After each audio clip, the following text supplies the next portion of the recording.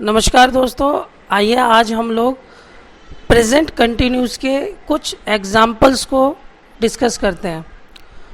तो सबसे पहले हम प्रेजेंट कंटिन्यूस का सिंपल के कुछ एग्जाम्पल डिस्कस कर लेते हैं। पहला एग्जाम्पल है, तुम हमारे लिए नए कपड़े खरीद रहे हो। तो यहाँ सब्जेक्ट तुम है तो उसके लिए हम यू का इस्तेमाल करेंगे और यू के साथ हेल्पिंग वर्ब आर लगेगी। और यहाँ पे खरीदना बाय होता है और बाय के साथ हम आईएनजी का इस्तेमाल करेंगे। तो ये हमारा सेंटेंस बन जाता है, you are buying new clothes for us. हमारे लिए कि हमने यहाँ पे फॉर अस का इस्तेमाल किया है। दूसरा एग्जाम्पल है, सोनिया तुम्हारे साथ गप्पे मार रही है। तो सोनिया क्योंकि एक नाम है और इसके साथ हेल्पिंग वर्ब इज इस्तेमाल होगी, तो इसका वाक्य बन जाता है, Sonia is gossiping with you. यहाँ तुम्हारे साथ के लिए विद यू का इस्तेमाल किया गया है। तीसरा एग्जाम्पल है, तो वे हमारे साथ अंग्रेजी सीख रहे हैं। यहाँ पर वे के लिए दे का इस्तेमाल होगा और दे के साथ हम आर हेल्पिंग वर्ब का इस्तेमाल करते हैं और सीखने को लर्न कहते हैं। तो यहाँ पे लर्न के साथ आईएनजी का इस्तेमाल होगा और इंग्लिश विद यू, तुम्हारे साथ के लिए हमने यहाँ पे इस्तेमाल किया है विद यू। तो ये वाक्य बन जाता है, they are learning English with you. आइए दोस्तों, अब हम आगे प्रेजेंट कंटिन्यूस के नेगेटिव के कुछ एग्जांपल्स को डिस्कस कर लेते हैं। जैसा कि नेगेटिव में आप सब जानते हैं नहीं का इस्तेमाल होता है। तो यहाँ वाक्य बनता है, राधा तुम्हें रोज बदनाम नहीं कर रही है।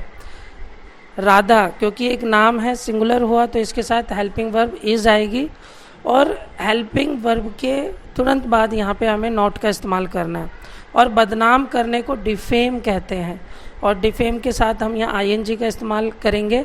और तुम्हें के लिए हमने यहाँ पे इस्तेमाल किया है टू यू को और रोज के लिए डेली। तो ये बन जाता है, Radha is not defaming to you daily.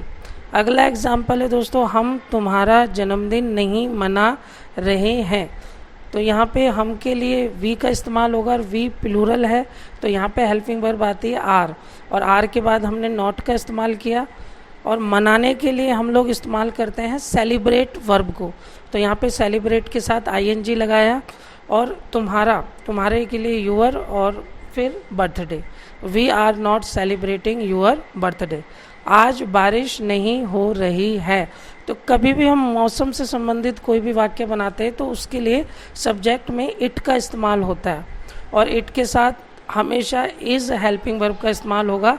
तो ये बन जाता है, it is not raining. Raining मतलब बारिश होना। It is not raining today.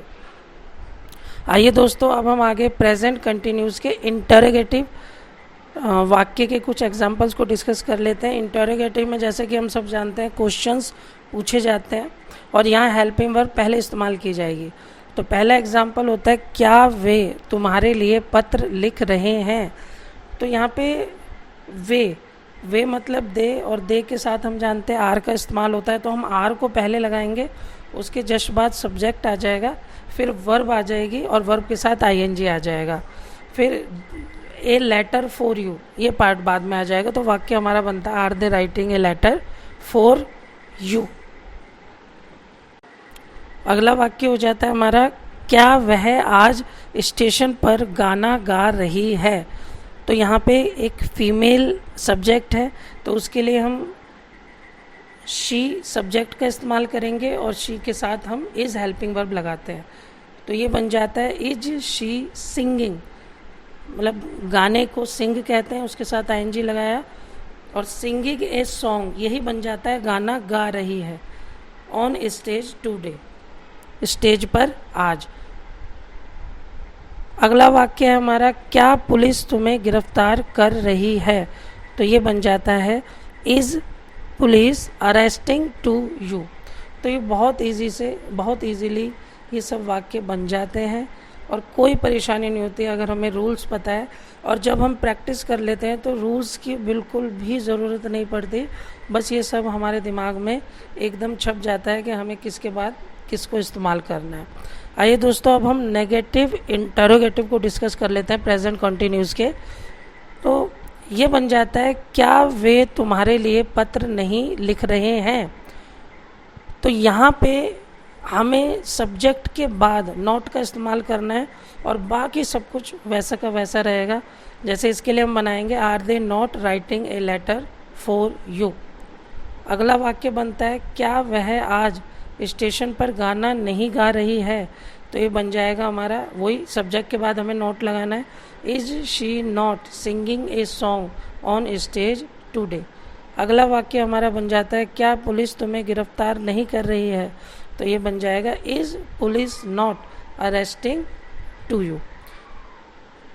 दोस्तों मैं आशा करता हूँ ये वीडियो आपको पसंद आई होगी, और जैसा कि इंस्टाग्राम चैनल पर आप लोग देख सकते हैं और कुछ और नए एग्जाम्पल्स मैं इंग्लिश में वहाँ पे आपको अवेलेबल करवाऊँगा, जिससे आप प्रैक्टिस कर सकते। और अगर आपको कोई परेशानी है, कोई डाउट है, तो प्लीज़ आप मेरे कमेंट बॉक्स में लिखिए, मैं आपको उसका रिप्लाई ज़रूर दूँगा। धन्यवाद दोस्तों।